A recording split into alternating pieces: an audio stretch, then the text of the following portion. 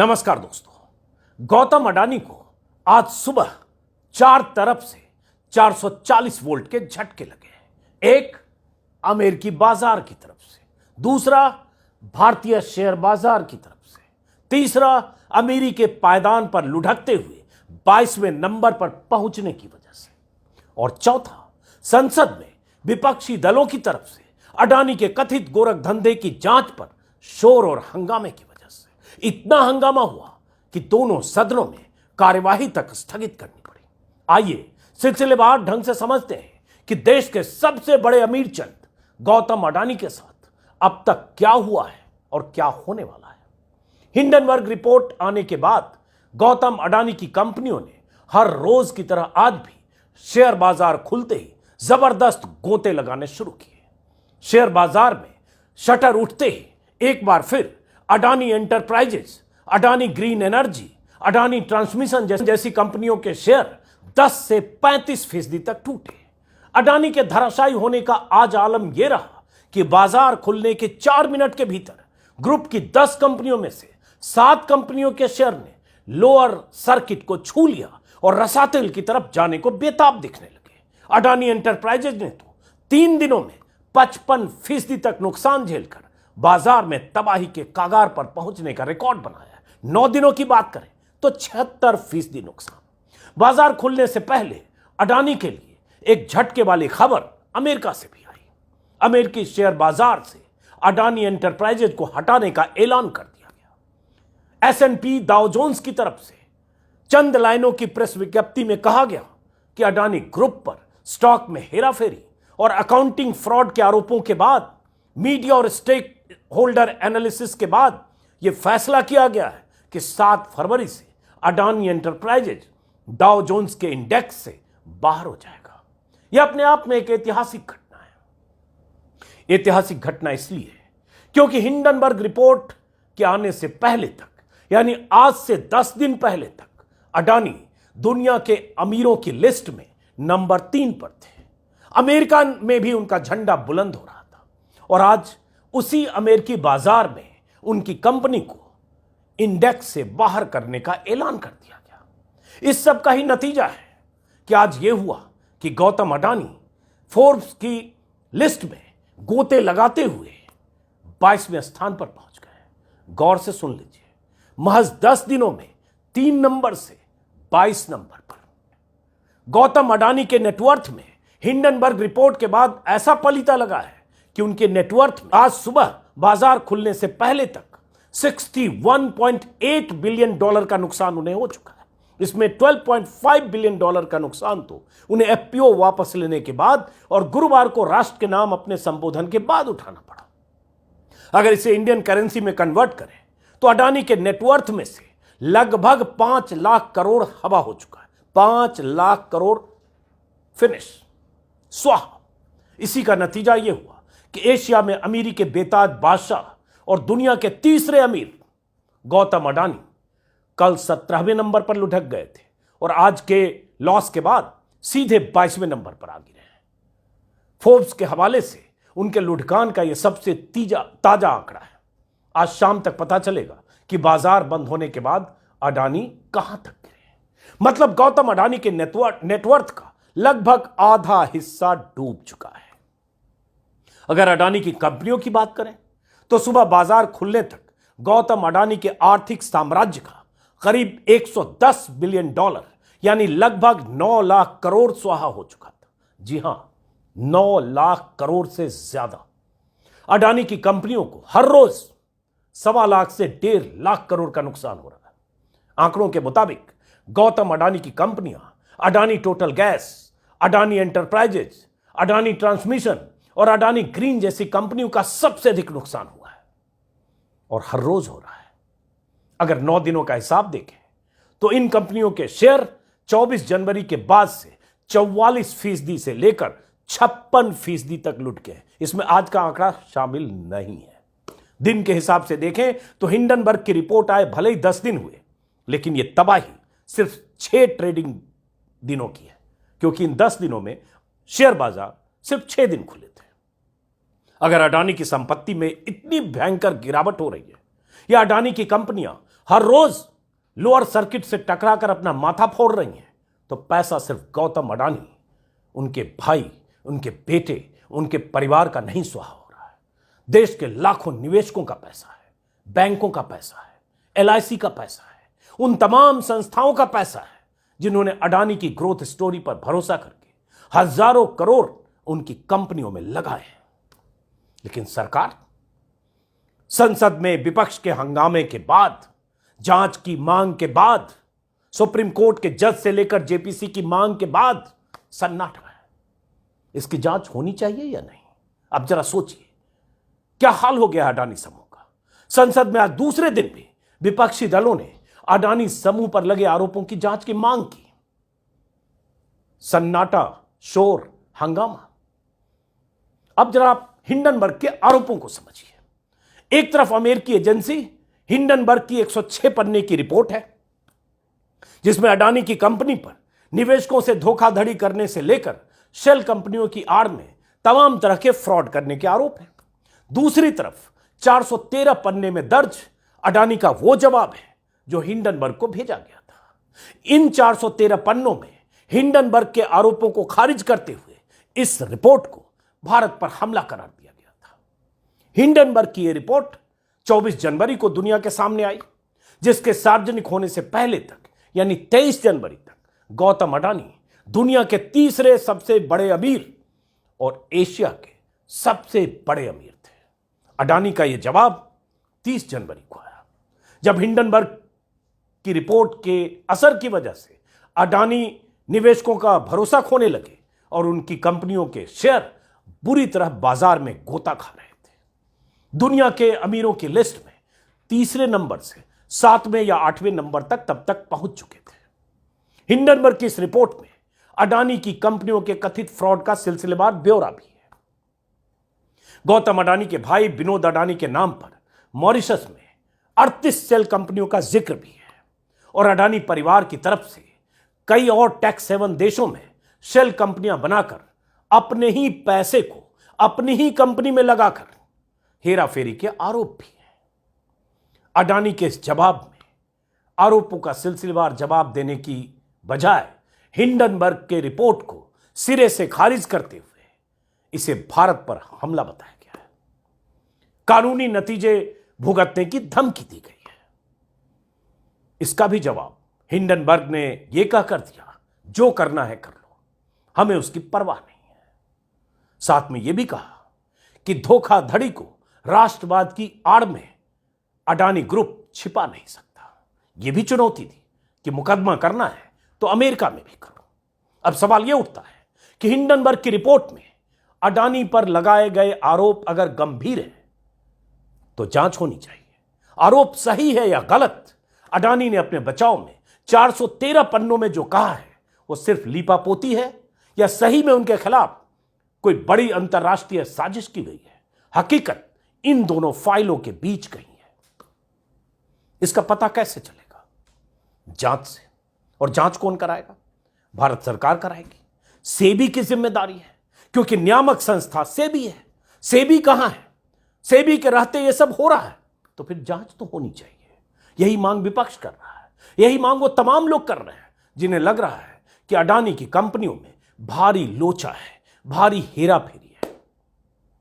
एक बार फिर से हिंडनबर्ग की रिपोर्ट में कुछ आंकड़े हैं, उस पर लौटते हैं। हिंडनबर्ग रिपोर्ट में ब्लूमबर्ग के हवाले से अडानी की कंपनियों की ग्रोथ स्टोरी का एक आंकड़ा दिया गया है। हिंडनबर्ग का आरोप है कि बीते 3 सालों में अडानी की 7 लिस्टेड कंपनियों के शेयर में रहस्यमय ढंग से उछाल आया है। हिंडनबर्ग का दावा है कि अडानी ग्रुप की ये 7 कंपनियां 85% तक ओवरवैल्यूड है, 85% ओवरवैल्यूड। ये 24 तारीख को जानकारी आ गई थी। अब इस आंकड़े को ग्राफिक्स के जरिए आप देखिए और इसी पर सवाल उठ रहे हैं। अब यह आंकड़ा क्या है? स्क्रीन पर आप देख पा रहे हैं। अब इस आंकड़े में पहले साल का ग्रोथ और तीसरे साल का ग्रोथ दिखाया गया।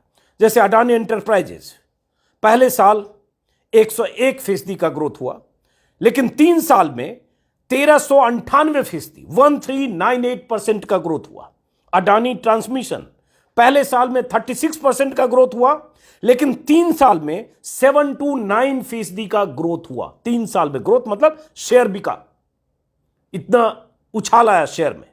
वैसे ही अडानी टोटल गैस, पहले साल में स्टॉक के जरिए गेन हुआ 118%, लेकिन 3 साल में कुल 21 मतलब 2121% का गेन हुआ शेयर में। अब समझिए कितना गुना शेयर अडानी का 3 सालों में बढ़ा। यही जिक्र करते हुए कुछ आंकड़े, हालांकि ब्लूमबर्ग के हवाले से, इसी में अडानी पावर पहले साल 1 साल में स्टॉक गेन हुआ 167%, लेकिन 3 साल में 332%। यही हिंडनबर्ग इन आंकड़ों के जरिए कुछ सवाल उठा रहा है। सवाल क्या है? अडानी की अमीरी की मीनार बीते 3 सालों में इन्हीं कंपनियों के शेयर में 500, 700, 1000, 1300 या 2400, ये माफ करिए 2100 गुना उछाल से बनी है। इस उछाल के पीछे हिंडनबर्ग की कई कंस्पिरेसी थ्योरी का हिंडनबर्ग ने हवाला दिया है। हिंडनबर्ग ने कहा है कि अडानी के नेटवर्थ में बीते 2.5 सालों में 13 गुना की बढ़ोतरी हुई है। 3 साल में कंपनियों के शेयर 819 गुना बढ़े हैं। हिंडनबर्ग के मुताबिक इसके पीछे बड़ी वजह तमाम तरह की धोखाधड़ी और स्टॉक मैनिपुलेशन है। हालांकि हिंडनबर्ग के इन सभी आरोपों को अडानी ग्रुप ने खारिज किया है, और जो मैंने शुरू में बताया कि 413 पन्नों के जवाब में बहुत कुछ लिखा भी है, लेकिन फिर भी हिंडनबर्ग का कहना है 88 सवाल में से ज्यादातर सवालों के जवाब नहीं है, बल्कि राष्ट्रवाद की आड़ में लीपापोती करके जवाब दिया अडानी ने। बाजार ने भी अडानी के जवाब पर भरोसा किया होता तो मात्र 6 दिनों की ट्रेडिंग में अडानी की कंपनियों में सुनामी नहीं आई होती। आज 7वां दिन है। सुबह 35% स्टॉक नीचे गया था, अभी रिकॉर्ड कर रहा हूं तब 20-22% है। निवेशकों ने भी तिरंगे के सामने खड़े होकर कंपनी के सीएफओ ने जो बातें की उस पर भरोसा नहीं किया। नहीं एफपीओ वापस लेने को लेकर नैतिकता वाला जो फैसला घोषित किया गया, और इस तरह से अडानी की कंपनी ने 4 मिनट का वीडियो संदेश जारी किया, नहीं इस पर भरोसा किया। कोई तो वजह है कि बाजार और निवेशक अडानी से दूर भाग रहे हैं, दनादन शेयर बेच रहे हैं। अब सवाल तो वही है कि पता कैसे चलेगा कि मामला क्या है। इस बीच हुआ यह है कि आरबीआई ने बैंकों से ब्यौरा मांगा है कि किस बैंक में कितना एक्सपोजर है अडानी की कंपनियों का। सेबी की तरफ से भी कहा जा रहा है कि कुछ आंतरिक जांच की बात की जा रही है, लेकिन अभी सरफेस पर कुछ जानकारी नहीं है। इस बीच यह भी पता चला, कुछ वेबसाइट में देख रहा हूं कि एनएसई ने अडानी ग्रुप के 3 शेयरों को शॉर्ट टर्म के लिए एडिशनल सर्विलांस मेजर्स लिस्ट में डाल दिया है, जिसमें अडानी पोर्ट, अडानी एंटरप्राइजेज और अंबुजा सीमेंट शामिल है। और यह एक तरीका है जिसके जरिए मार्केट के रेगुलेटर सेबी और मार्केट एक्सचेंज बीएसई एनएसई पर नजर रखते हैं। इसका लक्ष्य निवेशकों की हितों की रक्षा करना होता है, और किसी शेयर में बहुत ज्यादा उतार चढ़ाव होने पे इस तरह से यह जांच की जाती है। अब सवाल उठता है इस बीच विपक्ष का हंगामा, जैसे आज हुआ, विपक्ष ने दोनों सदनों में हंगामा किया, मांग की, और यह मांग वाजिब है। जांच इसलिए होनी चाहिए, जो बार बार मैंने कल के वीडियो में भी बताया है कि यह पैसा निवेशकों का है। अडानी का जब एम्पायर खड़ा हुआ, उनका जब ग्रोथ हुआ, बीते 8 सालों की ग्रोथ पर बहुत बार बात हो चुकी है, और जब ग्रोथ आसमान की तरफ था तो निवेशकों को पैसे के बदले पैसा बन रहा था। लेकिन आज अगर रसातल में जा रहा है तो नुकसान हो रहा है, और उसमें बैंक भी है, एलआईसी भी है, बाकी संस्थाएं भी है। तो जांच तो होनी चाहिए। आज विपक्ष के नेताओं ने कई तरह के संगीन आरोप लगाए, सरकार पर यह आरोप लगाया सरकार बचाव कर रही है, चुप है, भाग क्यों रही है जांच से। यह भी हुआ कि कांग्रेस प्रेसिडेंट मल्लिकार्जुन खड़गे ने विपक्ष की पार्टियों की मीटिंग बुलाई, जिसमें कांग्रेस, टीएमसी, आम आदमी party, Sapa, DMK, Janata Dal, left समेत 13 पार्टियां इसमें शामिल थी। यह भी हुआ, कांग्रेस की तरफ से कहा गया कि 6 फरवरी को देश भर के जिलों में जो एलआईसी और एसबीआई कार्यालय हैं वहां प्रदर्शन करेंगे विपक्षी दलों के नेता या कांग्रेस के नेता, यह कहते हुए कि शेयर बाजार का या अमृतकाल का सबसे बड़ा घोटाला है। घोटाला है या नहीं है, इसके बारे में न मैं कुछ कह सकता हूं, न जो कह रहा है उसके पास कोई उसका कागजी प्रमाण है। लेकिन जो हुआ, जो हिंडनबर्ग ने आरोप लगाया, उन आरोपों के बाद अडानी के शेयरों में जो गिरावट हुई 50% तक, 76% तक, अडानी एंटरप्राइजेस जो इतना लॉस हुआ, हर रोज 1 लाख करोड़, 1.25 लाख करोड़, 1.5 लाख करोड़, 9 लाख करोड़ तक स्वाहा हो गया। तो इसकी जांच तो होनी चाहिए।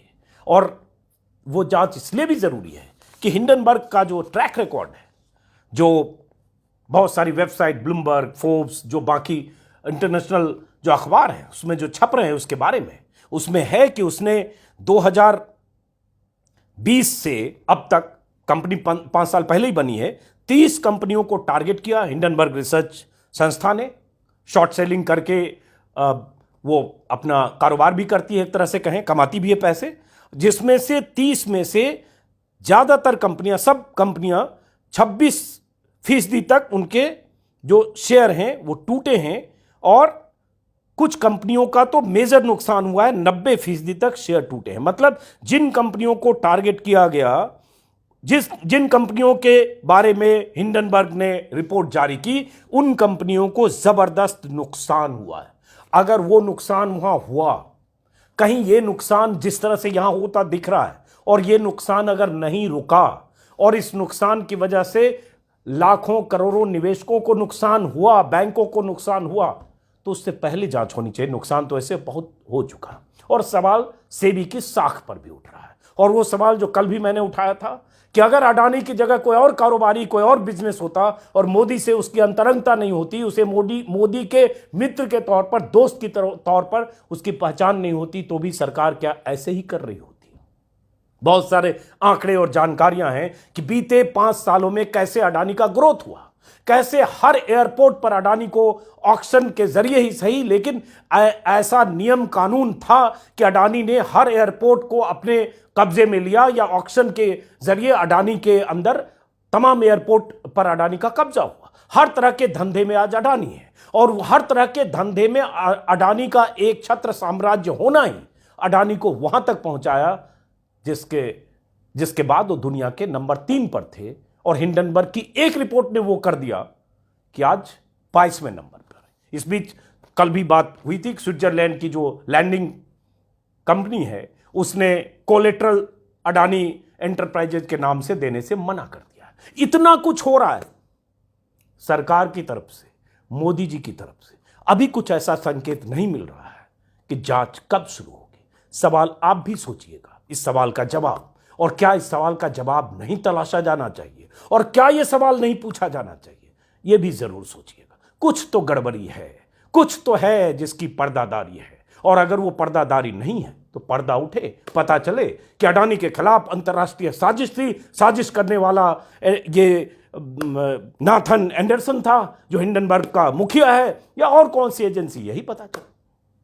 इंतजार करते हैं। फिलहाल इस वीडियो को खत्म करते हैं, फिर मुलाकात होगी, देखते हैं बाजार किधर करवट बैठता है। अगर आपने हमारे चैनल को सब्सक्राइब नहीं किया है तो सब्सक्राइब करें, ताकि बात आप तक पहुंचती रहे। नमस्कार।